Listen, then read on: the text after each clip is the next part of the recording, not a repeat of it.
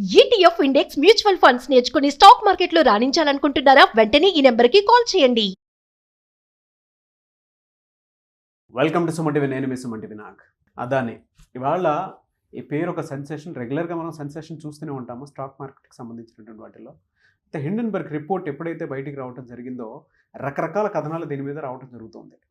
ముఖ్యంగా ఈ విషయం బయటకు వచ్చినప్పుడు అంటే ప్రూవెన్ అవుతుందా లేదా, ఏ విధంగా ఉంటుంది అనేటువంటి దానికి సంబంధించినటువంటి విషయాలు ఫర్దర్గా కనుక మనం చూస్తే, ఎప్పుడైతే విషయం వెలుగులోకి వచ్చిందో అప్పటి నుంచి స్టాక్ మార్కెట్ కానివ్వండి, లేదంటే ఇతరేతర విషయాలకు సంబంధించినటువంటి కథనాలు పూర్తిగా కనుక మనం చూస్తే కొన్ని విషయాల్లో వెస్తిపోయేటువంటి నిజాలు కూడా బయటకు వచ్చేటువంటి పరిస్థితి ఉంది. అయితే ఇది ఇక్కడ ఇండియాలో కనుక మనం చూస్తే ఆర్థిక వ్యవస్థ పైన, రాజకీయ వ్యవస్థ పైన ఇన్ఫ్లుయెన్స్ ఏ విధంగా ఉండే అవకాశం ఉంటుంది అనేది ఈరోజు మనతో పాటు సుందర్ రామిరెడ్డి గారు ఉన్నారు. అది వారి మాటల నుండి తెలుసుకుందాం. Hello sir. సార్, ఎంటైర్ సిస్టంలో మనం ఇక్కడ ఇండియాలో కనుక మనం చూస్తే అటు పొలిటికల్గాను ఫినాన్షియల్గాను ఎఫెక్ట్ ఏ విధంగా ఉండే అవకాశం ఉంటుందంటారు? ఎఫెక్ట్ లేదు అని చెప్తే అబద్ధం అవుతుందండి. ఎందుకంటే ఇష్యూ అలాంటిది. ఎన్నో అదాన్ని మనం పర్సనల్ లైఫ్ చూసినా అంటే ప్రొఫెషనల్ లైఫ్ చూసినా ఒక విషయం అయితే మనకి క్లియర్గా కనిపిస్తుంది. ఏది స్మూత్గా అంటే ధనాంతర రవి వచ్చి పడలేదండి. ప్రతి చోట ఫైట్ చేస్తున్నాడు, విన్ అవుతున్నాడు, దాన్ని సెట్ చేస్తున్నాడు. అంటే ప్రతి ఇష్యూ అది బ్రేక్ డౌన్ చేసి ఫిక్స్ చేసుకుంటే ముందుకు వెళ్తూ ఉన్నాడు. అయితే ఇప్పుడు దాకా జీవితంలో అతను చూసిన చిన్న చిన్న ఇష్యూస్తో పోల్చుకున్నప్పుడు ఇప్పుడు వచ్చిన అలిగేషన్ మాత్రం ఎంత మేజర్తో మనకు అర్థమవుతుంది. హిండెన్బర్గ్ రిపోర్ట్ కావచ్చు, లేదా దార్వి ప్రాజెక్ట్ అప్ చెప్పినప్పుడు ముంబైలో మురికి వాళ్ళ గొడవలు కావచ్చు, లేదా బర్మాలో అక్కడ పోర్టు నిర్మించేటప్పుడు వచ్చిన ఇష్యూస్ కావచ్చు, బంగ్లాదేశ్లో పవర్ ప్రాజెక్టు అప్పుడు ఇష్యూ కావచ్చు, శ్రీలంకలో ఇష్యూస్ కావచ్చు, పర్టికులర్ ట్రైబల్ ఇష్యూస్ ఆస్ట్రేలియాలో అయితే 10 సంవత్సరాలు ఫైట్ చేసి మరి విన్ అయ్యాడు అక్కడ కోల్ మైన్స్ని. బట్ వీటన్నిటితో పోల్చుకుంటే ఇండియన్ పాలిటిక్స్లో పర్టికులర్గా ప్రతిపక్షాలు నిరంతరం బీజేపీని టార్గెట్ చేయాలంటే ఫస్ట్ టార్గెట్ చేసే బిజినెస్ మ్యాన్ అంటే అదాని అనమాట. అంత రిలేషన్షిప్ వీటన్నిటి ఇష్యూస్తో పోల్చుకుంటే ఇప్పుడు వచ్చిన ఇష్యూ మాత్రం చాలా సివియర్ అండ్ పీక్ లెవెల్ అనమాట. అది ఎందుకంటే it is none other than the American judiciary system నుంచి వచ్చిన ఇష్యూ అనమాట. అక్కడ FBI and judiciary council plus ఇండియాలో సెబీ ఎలా స్టాక్ మార్కెట్కి అక్కడ సెక్యూరిటీ కౌన్సిల్ ఆఫ్ అమెరికా ఒకటి ఉంటుంది అనమాట, SEC బోర్డు అంటారు దాన్ని. వాళ్ళు ఈ ముగ్గురు ఒకటయ్యి ఇతని మీద ఈ అలిగేషన్ చేస్తున్నాయండి.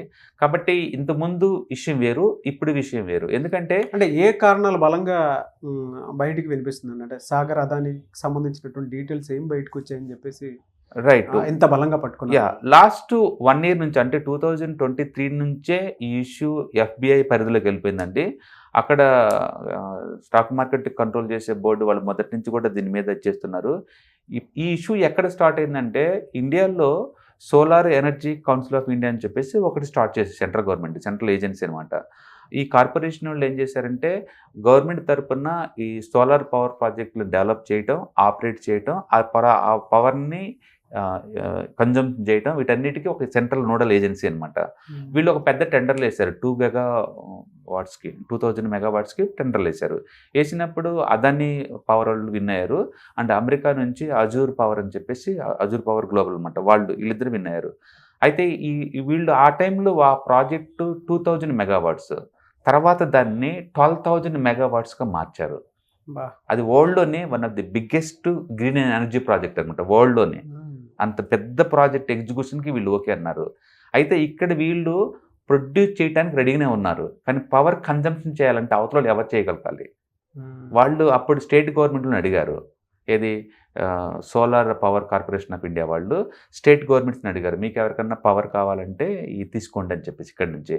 కానీ అప్పుడు స్టేట్ గవర్నమెంట్స్లో డిస్కమ్స్ ఉంటాయి కదా, అవన్నీ కూడా ఈ రేటు చాలా ఎక్కువ ఉంది, ఇది మాకు వద్దని చెప్పేసి ఎవరికి వాళ్ళే పాత అగ్రిమెంట్ల ప్రకారం ఉన్న పాత వాళ్ళ దగ్గర నుంచి పవర్ తీసుకోవటం బీన్ చేశారు. అయితే ఇప్పుడు వీళ్ళు పవర్ ప్రొడ్యూస్ చేయడానికి రెడీగా ఉన్నారు, కానీ కన్జ్యూమర్స్ ఎవరు రెడీగా లేరు కదా.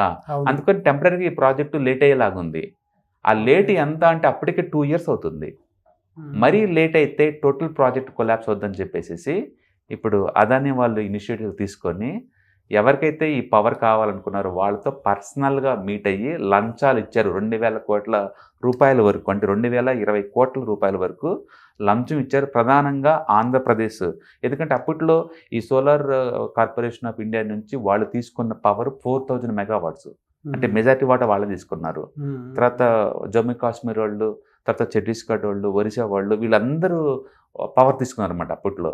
ఆ పవర్ తీసుకునే అగ్రిమెంట్ల అప్పుడు బ్రైబ్ జరిగింది. ఆ బ్రైబ్ కాస్ట్ 2,20 కోట్లు అని చెప్పేసి ఇప్పుడు అమెరికా వాళ్ళ ప్రధాన ఆరోపణ. అయితే మీరు అడగచ్చు, ఇండియాలో ఈ పవర్ బిజినెస్ జరుగుతుంది ఇండియాలో, అండ్ కన్జ్యూమ్ చేస్తుంది ఇండియా వాళ్ళు, లంచం ఇచ్చింది ఇండియన్, లంచం తీసుకుంది ఇండియన్స్ వాళ్ళు అయినప్పుడు అమెరికాకి ఏంటి దొబ్బుడు అని అనొచ్చు. ఇష్యూ ఏంటంటే ఈ పవర్ ప్రాజెక్ట్ అదాని పవర్ వాళ్ళు అమెరికా నుంచి 25,000 కోట్లు ఫండ్ రైజ్ చేశారు ఈ ప్రాజెక్ట్ గురించి. 25,000 కోట్ల రూపాయలు ఫండ్ రైజ్ చేశారు. పైగా ఈ ప్రాజెక్ట్ లో భాగంగా ఉన్న అజూర్ పవర్ గ్లోబల్ అమెరికాలో లిస్ట్ అయిన కంపెనీ. అక్కడ ఇన్వెస్టర్స్ ఉన్నారు. అమెరికా రూల్స్ ప్రకారం అమెరికా ఏ కంపెనీ అయినా సరే ఫారిన్ కంపెనీలతో బిజినెస్ చేసేటప్పుడు ఎలాంటి కరప్టెడ్ పనులు చేయకూడదు. చేస్తే పనిష్మెంట్ సివియర్గా ఉంటుంది. ఇప్పుడు యాంటీ కరప్షన్ ఆ లా కింద ఇప్పుడు ఈ కేసు ఫైల్ చేస్తున్నారు వాళ్ళు. మరి ఎలా సార్, అంటే ఇక్కడ ఏ విధంగా ఉండే అవకాశం ఉంటుంది దీని ఎఫెక్ట్? ఎందుకంటే స్టాక్ మార్కెట్ చూస్తేనేమో గందరగోళమైనటువంటి పరిస్థితి మనం చూస్తే. రైట్. మనం పెద్ద పెద్ద ప్రాజెక్ట్స్ గ్రూప్స్ చేసేటువంటి వాళ్ళు చాలామంది ఉన్నారు. రతన్ టాటా గారు కానివ్వండి, లేదంటే మామూలుగా అంబానీ ఫ్యామిలీ నుంచి కానివ్వండి, పెద్ద పెద్ద కంపెనీస్ చాలానే ఉన్నాయి. దీని ఎఫెక్ట్ ఏ విధంగా ఉండే అవకాశం ఉంటుందంటారు ఎంటైర్ సిస్టమ్ మీద? రైట్, డెఫినెట్గా ఎంతకంత ఉంటుందండి. ఎందుకు అదానినే వీళ్ళు టార్గెట్ చేస్తారు ప్రతిసారి వేరే వాళ్ళతో పోల్చుకుంటే అంటే, ఇండియాలోంచి ఫస్ట్ ఎంఎన్సీ కంపెనీ క్రియేట్ అయ్యింది టాటా వాళ్ళ నుంచి అండి. టాటా పవర్, టాటా వాళ్ళు, టాటా స్టీల్ వాళ్ళు లండన్లో ఉన్న కోరస్ని తీసుకున్నారు, లండన్లో ఉన్న కోరస్ని. అలాగనే టాటా గ్లోబల్ సర్వీసెస్ లండన్ సంబంధించిన టెస్లాని టేక్ ఓవర్ చేశారు అప్పట్లో. అలాగే టాటా మోటార్స్ అండ్ లండన్లో ఉన్న ల్యాండ్ రోవర్ వాటిని టేక్ ఓవర్ చేసింది. అంటే ఇండియా నుంచి ఫస్ట్ ఎంఎన్సీ కంపెనీ అయిన కంపెనీ టాటా వాళ్ళు. బట్ టాటా వాళ్ళు ఎప్పుడు కూడా యూరోప్నే ఫోకస్ చేశారు తప్ప వేరే కంట్రీ మీద అంత ఫోకస్ చేయలేదు. ఓకే. అలాగే రిలయన్స్ వాళ్ళు చూశారనుకోండి, ఇండియన్ సెంట్రిక్ బిజినెస్ హౌస్ అది. ఇండియా దాటి పెద్ద బిజినెస్ ఇంట్రెస్ట్ లేవు వాళ్ళకి. ఓకే. అలాగే మహేంద్ర వాళ్ళు చూశారనుకోండి, బేసికల్గా ఇండియన్ సెంట్రిక్ వాళ్ళు, ఆటోమొబైల్ అండ్ ఐటీలో ఉన్నా సరే బేసికల్ Indian centric. First time India నుంచి ఒక ట్రూ గ్లోబల్ అంటే మోర్ దెన్ వన్ కంట్రీలో ఉన్న బిజినెస్ ఏదైనా ఉందంటే ఇది అదాని వాళ్ళదండి. చుట్టూ కాంట్రవర్సీ కంచేసుకున్నారు. ఎస్. ఓకే. బంగ్లాదేశ్లో బిజినెస్లో ఉన్నాయి వాళ్ళకి పవర్. కెన్యాలో ఉన్నాయి, ఆస్ట్రేలియాలో ఉన్నాయి, బర్మాలో ఉన్నాయి, ఇజ్రాయెల్లో ఉన్నాయి. గ్లోబల్ వైజ్గా వీళ్ళ ప్రెజెన్స్ ఉంది. ప్రతి చోట కాంట్రవర్సరీ, ప్రతి చోట కనెక్టివిటీ మొత్తం ఏ విధంగా ఉందంటారు? బేసికల్గా వీళ్ళు ఉన్న ఏరియా ఇన్ఫ్రాస్ట్రక్చర్ అండి. ఇన్ఫ్రాస్ట్రక్చర్ ప్రతి డెవలపింగ్ కంట్రీస్ కావాలి, అడ్వాన్స్ కంట్రీస్కి అవసరం లేదు, బట్ డెవలపింగ్ కంట్రీస్కి అయితే కావాలి కదా. ఆ ఇన్ఫ్రాస్ట్రక్చర్లో పార్ట్గా వీళ్ళు ఇండియాని వరకే చూసుకుంటే ఇండియాలో 30% ఎయిర్పోర్ట్ ట్రాఫిక్ మొత్తాన్ని వీళ్ళే కంట్రోల్ చేస్తారు. 30% ఎయిర్పోర్ట్. ఇండియాలో 6 ఎయిర్పోర్ట్లు వాళ్ళ సొంతం. జీవికా వాళ్ళు ఎయిర్పోర్ట్లు అమ్ముతున్నప్పుడు ముంబై ఎయిర్పోర్ట్ని వీళ్ళు కొన్నారనమాట. అలాంటి ఎయిర్పోర్ట్లు ఇండియాలో వీళ్ళకి 6 ఉన్నాయి. ఓకే. 30% ఎయిర్ ట్రాఫిక్ అంతా వీళ్ళే కంట్రోల్ చేస్తారు. 13 పోర్ట్ మేనేజ్మెంట్ చేస్తారు వీళ్ళు పోర్ట్స్ని. ఇండియా నుంచి ప్రతి షిప్మెంట్లో 35% వీళ్ళు ఒక్కలే కంట్రోల్ చేస్తారు అదాని గ్రూప్ వాళ్ళు. ఓకే. ఇండియాలో లాంగెస్ట్ అండ్ విడ్త్ ఉన్న నేషనల్ హైవేని డెవలప్ చేస్తుంది కూడా అదాని వాళ్ళే. ఓకే. అండ్ పవర్, ఇండియాలో లార్జెస్ట్ పవర్ ట్రాన్స్మిషన్ కూడా వీళ్ళు, ఇండియాస్ నెంబర్ 1. అండ్ ఆల్టర్నేటివ్ పవర్లో కూడా వీళ్ళే ఉన్నారు. అంటే ఇటు సోలార్ కావచ్చు, ఎయిర్పోర్ట్స్ కావచ్చు, లేకపోతే సిమెంట్. ఇండియాలో సిమెంట్ 30% కంట్రోల్ చేస్తారండి వీళ్ళు. 30% కంట్రోల్ చేస్తారు. అంటే అది చిన్న గ్రూప్ కాదు, అది ఇన్ఫ్రాస్ట్రక్చర్లో ఇండియాకి వెన్నెముక లాంటి ఇన్ఫ్రాస్ట్రక్చర్లో one of the leading and most controllable business అనమాట. సో న్యాచురల్గా ఇండియన్ గవర్నమెంట్ వాళ్ళు ఎక్కడ డెలిగేషన్ వేరే కంట్రీస్కి వెళ్ళినా సరే బిజినెస్ మ్యాన్ తీసుకెళ్ళేసి అక్కడ బిజినెస్ ఆపర్చునిటీ ఎక్స్ప్లోర్ చేస్తూ ఉంటారు. సో న్యాచురల్ లాస్ట్ 15 years నుంచి బీజేపీ గవర్నమెంట్ ఉన్నాయి కాబట్టి వాళ్ళ టీంలో మేజర్గా అదాని గ్రూప్ సంబంధించిన మేనేజ్మెంట్ వాళ్ళు ఉంటారు. ఆ కంట్రీలో ఏదైనా బిజినెస్ ఆపర్చునిటీస్ ఉంటే దాన్ని డీల్ చేస్తూ ఉంటారు. అట్లా ఇండియాలో మోస్ట్ సక్సెస్ఫుల్ కాబట్టి ఎక్కడికి వెళ్ళినా ఈ మోడీ అండ్ ఈ గవర్నమెంట్ వాళ్ళు దాంట్లో బిజినెస్ డెలిగేషన్లో వీళ్ళ కంపెనీ రిప్రజెంటేటివ్స్ ఉంటారు కాబట్టి గవర్నమెంటే వీళ్ళకి ఫేవర్గా మాట్లాడుతూ ఆ కాంట్రాక్ట్స్ అన్ని ఇస్తుంది అని చెప్పేసి ఒక రూమర్ నడుస్తుంది. But that is natural. A government అయినా సరే, అమెరికన్ అధ్యక్షులు ఇండియాకి వచ్చారనుకోండి, అలోన్గా రారు కదా. అక్కడ అమెరికన్ బిజినెస్ వాళ్ళు ఇండియాకి తీసుకొస్తారు, ఇండియా వాళ్ళు పరిచయం చేస్తారు, ఇండియాలో బిజినెస్ ఆపర్చునిటీ ఎక్స్ప్లోర్ చేస్తారు. అది కామన్ థింగ్, ఎక్కడైనా జరుగుద్ది. ఇండియా నుంచి తిరుగుతున్నప్పుడు కూడా వీళ్ళు గ్రాప్ చేస్తున్నారు ఆపర్చునిటీస్ని, మిగతా బిజినెస్ మ్యాన్లు గ్రాప్ చేయట్లేదు, అంతే తేడా. అందుకని ఇవాళ రేపట్లో ఇండియాకి సంబంధించిన మోస్ట్ గ్లోబల్ ప్రజెంట్ ఉంది ఎవరికి అంటే డెఫినెట్గా ఇట్స్ టాటాస్ అండ్ అదాని వాళ్ళకేనండి ఇండియాకి సంబంధించి. ఇంటర్నేషనల్, నేషనల్, లోకల్ అవును. ఏపీ వరకు కనుక మనం అవును. చూసుకుంటే అండి, దీనికి సంబంధించినటువంటి న్యూస్ ఎప్పుడైతే బయటకు వచ్చిందో ఆ డిఫరెన్స్ కనుక మనం చూస్తే ఎక్కడెక్కడ ఏ ఎఫెక్ట్ ఉండే అవకాశం ఉంటుందంటారు సార్ అసలు? డెఫినెట్గా మీరు అడుగుతుంది పొలిటికల్ లేదా ఎకనామికల్గా ఎలా? రెండు సార్. రైట్.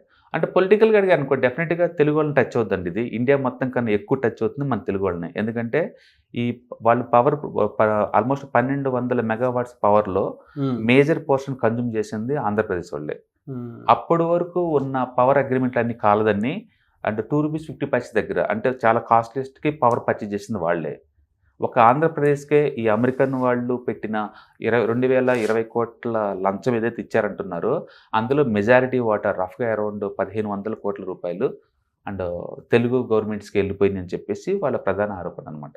అంటే దాని మీనింగ్ ఏంటంటే లిటరల్లీ ఇంతకుముందు ప్రీవియస్ గవర్నమెంట్ వాళ్ళు 1500 కోట్లు ఈ కంపెనీ దగ్గర నుంచి తీసుకున్నారు అని ప్రధాన ఆరోపణ అనమాట. దీంతోపాటు బీహార్లో అదే ఒరిస్సాలో తీసుకున్నారు, ఉత్తరప్రదేశ్ ఉత్తరప్రదేశ్ కాదు జమ్మూ కాశ్మీర్ అండ్ ఛత్తీస్గఢ్ ఈ 4-5 స్టేట్లు అయితే వాళ్ళు పర్చేజ్ చేశారు. బట్ మెజారిటీ వాట్ అయితే మాత్రం అండ్ ఆంధ్రప్రదేశ్ అని తీసుకుంది వాళ్ళ దగ్గర నుంచి. ఓకే, సో కాబట్టి వీళ్ళు అమెరికన్ గవర్నమెంట్ వాళ్ళు చెప్తున్నట్టు 2020 కోట్లలో మెజారిటీ వాటా వచ్చింది మన ఆంధ్రప్రదేశ్ గవర్నమెంట్ వాళ్ళు ప్రీవియస్ గవర్నమెంట్ వాళ్ళకి. కాబట్టి న్యాచురల్ వాళ్ళు బెనిఫిట్ పొందారని చెప్పేసి ఇక్కడ ప్రధాన ఆరోపణ అనమాట.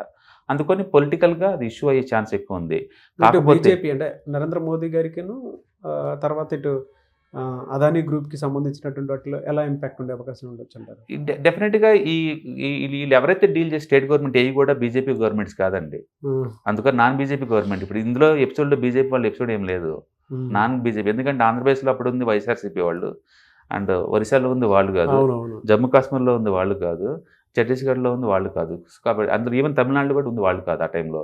అందుకని ఈ ఎపిసోడ్లకి బీజేపీకి ఎలాంటి సంబంధం లేదు. అదాని ఎదుగుదలలో వాళ్ళ పాత్ర ఉండొచ్చేమో కానీ ఈ కరప్షన్లో మాత్రం వాళ్ళకి ఉందని చెప్పలేవు. ఎందుకంటే వాళ్ళు డీల్ చేసిన గవర్నమెంట్స్ అన్నీ కూడా వేరే పార్టీ లీడింగ్లో ఉందన్నమాట ఇది. ఓకే, కాబట్టి నిజానికి 2000 కోట్లు ఇచ్చాడో లేదో మనకైతే తెలియదు. బట్ అకార్డింగ్ టు అమెరికన్ వాళ్ళ ఆరోపణలు మాత్రం ఇప్పుడు వాళ్ళ అక్కడ ఫండ్ రైజ్ చేసి మా ఫండ్ని అవినీతి కోసం వాడారు అని చెప్పేసి వాళ్ళు ఇప్పుడు ఫైల్ చేశారనమాట. అరెస్ట్ వారెంట్ కూడా ఇష్యూ చేశారు. అయితే విషయం సివియారిటీ అయితే ఉంది ఖచ్చితంగా. కానీ ఇలాంటి కేసుల్లో నిజంగా కంపెనీస్ కొలాప్స్ అవుతాయి, ఎకానమీ కొలాప్స్ అవుతాయి అంటే అవ్వండి. ఎందుకంటే వాళ్ళు జస్ట్ అలొకేషన్ అంతే, దాన్ని ప్రూవ్ చేసుకోవాలి కాబట్టి చాలా టైం పడుతుంది. బట్ వచ్చిన అలొకేషన్ అయితే మాత్రం చాలా సివియర్ అంటే ఇన్సెన్సిటివ్ లెవెల్ చాలా ఎక్కువ ఉంటుంది. కాబట్టి అదాని వాళ్ళు ఇలాంటి వాటిని డీల్ చేయడంలో రాటుదేలు ఉన్నారు ఆల్రెడీ. వాళ్ళు ఎక్కడ అడుగుపెట్టినా ప్రతి ప్రాజెక్టు ఒక కాంట్రవర్సరీ. ఎందుకంటే ఇన్ఫ్రా ప్రాజెక్టుల్లో ల్యాండ్ ఎక్విజిషన్ పెద్ద ఇష్యూ. అందుకని హ్యూమన్స్తో డీల్ చేయాలి వాళ్ళ ప్రాజెక్టులు అలాంటివి. గవర్నమెంట్తో డీల్ చేయాలి. అండ్ మనీ ఇవ్వకుండా ఏ గవర్నమెంట్ పనులు అవ్వవు, ఎంతకంత డీల్ ఇవ్వాల్సింది అది. అందుకని దాని నేచరే అంత, బిజినెస్ నేచరే గవర్నమెంట్తో డీల్ చేయటం, పబ్లిక్తో డీల్ చేయటం. అంటే కాంట్రవర్సీ మామూలుగా వస్తాయండి. ఇప్పుడు ఆస్ట్రేలియాలో తీసుకున్నారంటే ఆస్ట్రేలియా ట్రైబల్ వర్సెస్ అదాని వాళ్ళ మధ్య 10 సంవత్సరాలు నడిచిందంట అక్కడ హైకోర్టులో, అక్కడ సుప్రీంకోర్టులో నడిచింది ఆస్ట్రేలియాలో. 10 సంవత్సరాల తర్వాత వాళ్ళు విన్ అయ్యారు.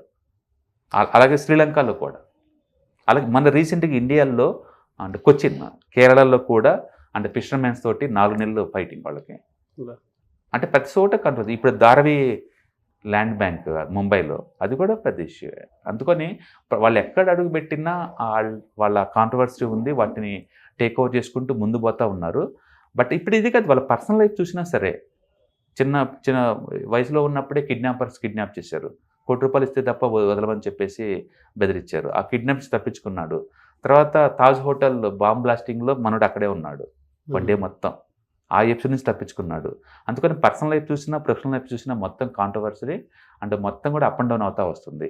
ఏదన్నా కానీ ఒక స్కూల్ డ్రాప్ అవుట్ వ్యక్తి ఇండియాలోనే రిచెస్ట్ పర్సన్గా ఎదిగే పద్ధతి మొత్తం చూస్తే కనుక ఆ అగ్రెసివ్నెస్, ఢీకొట్టే పద్ధతి, గవర్నమెంట్ ప్రాజెక్ట్ సంపాదించే పద్ధతి, ఇండియా మొత్తం గవర్నమెంట్ నాన్ గవర్నమెంట్ సంబంధం లేకుండా ఎక్స్పాండ్ చేసే పద్ధతి చూస్తే కనుక ఇట్స్ వెరీ ఇంప్రెసివ్ స్టోరీ. అమెరికాలో ఉండేటువంటి ప్రీవియస్ గవర్నమెంట్ ఎప్పుడైతే ట్రంప్ గెలిచారనేటువంటి విషయం తెలిసిందో, ఈయన ట్వీట్ వేయటం వల్లే అక్కడి నుంచే స్టార్ట్ అయింది మొత్తం అని చెప్పేసి అనుకుంటూ ఉన్నారు. దాన్ని ఎంత ఏ మేరకు ఏ కోణంలో చూడొచ్చు అసలు? మీరు చెప్పింది కరెక్ట్ అండి. ట్రంప్ విన్నింగ్ అయిన తోటి కంగ్రాచులేషన్ చెప్తూ అమెరికాలో కూడా ఆల్టర్నేటివ్ ఎనర్జీ మీద నేను బాగా ఇన్వెస్ట్ చేయబోతున్నాను, ఆఫ్కోర్స్ 80,000 కోట్ల వర్త్ అండ్ 15,000 జాబ్స్ క్రియేట్ చేయబోతున్నాను అని కాంగ్రెస్ మెసేజ్ పంపించారు. విషయం ఇప్పుడుది కాదండి. యాక్చువల్గా 2023 నుంచే అక్కడ అమెరికాలో ఎఫ్బిఐ అండ్ అక్కడ స్టాక్ ఎక్స్చేంజ్ల రెగ్యులేటర్ అందరూ కూడా ఆల్రెడీ ఎంక్వైరీ బిగిన్ చేశారనమాట. కాకపోతే మనకు ఆ విషయం తెలియదు. ఈవెన్ ఫర్ ఎఫ్ఐఎస్ కూడా ఈ విషయం తెలుసు అనుకుంటా. లాస్ట్ 1.5 months నుంచి హెవీ సెల్లింగ్ చేస్తున్నారు ఇండియాలో. బహుశా వాళ్ళకి ఈ కోర్టు హీరింగ్ వచ్చింది కాబట్టి అండ్ ఫైనల్ జడ్జిమెంట్ ఈ 1 monthలో వస్తుంది కాబట్టి వాళ్ళు ముందే ఎంతకంత ఇండియన్ మార్కెట్లో అమ్మేసుకున్నట్టున్నారు. మొత్తానికైతే ఈ ట్వీట్కి ఇది రావడానికి మధ్య యాక్సిడెంట్లకు ఒకే టైంలో వచ్చినాయనే కానీ బట్ కేసు మాత్రం 1 year నుంచి ఆల్రెడీ ఉంది. 2023 నుంచే ఉన్నాయండి అక్కడ. అప్పటి నుంచే వీళ్ళు ఇది అదాని గ్రీన్ మీద ప్లస్ అక్కడ అజూర్ పవర్ గ్లోబల్ మీద వాళ్ళైతే ఎంక్వైరీ చేస్తూనే ఉన్నారనమాట. కాకపోతే కేసు హీరింగ్ మన వచ్చింది కాబట్టి ఇప్పుడు న్యూస్ బయటకు వచ్చింది. బహుశా ఇన్సిడెంట్స్ అయి ఉండొచ్చు 2. సెన్సేషన్ న్యూస్ ఇది డెఫినెట్గా చూద్దాం అంటే మీరు చెప్పినట్లుగా దీని ఇంపాక్ట్ అయితే కొంత ఉంటుంది. డెఫినెట్గా ఉంటుంది, ఎంతో కొంత ఉంటుంది. కాకపోతే అందరూ అనుకున్నట్టు ఎంటైర్ ఎక్స్ట్రీమ్ అయితే ఉండదు.